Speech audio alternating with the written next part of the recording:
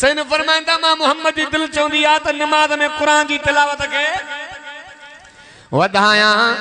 पर साजे करे मुख्तसर कंदा बयान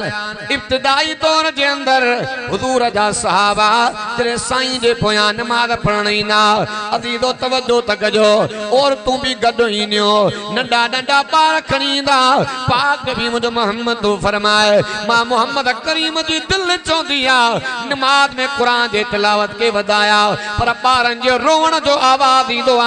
मां मोहम्मद मुस्तफा कुरान जी तिलावत मुख्तसर कंदो आ तवज्जो तक जाए अजीजो बच्चा तमा जान फिक्र मुझे अरबी के आ पेर तमा जान फिक्र मुझे अरबी के आ घर तमा जान फिक्र मुझे अरबी के आ बच्चा तमा जा रोदा प्यार फिक्र मुझे अरबी के आ चौथा अल्लाह तो फरमाए या मुझे नबी जी खूबी आ बोल रब जो कुरान फरमाया लक़द जाअकुम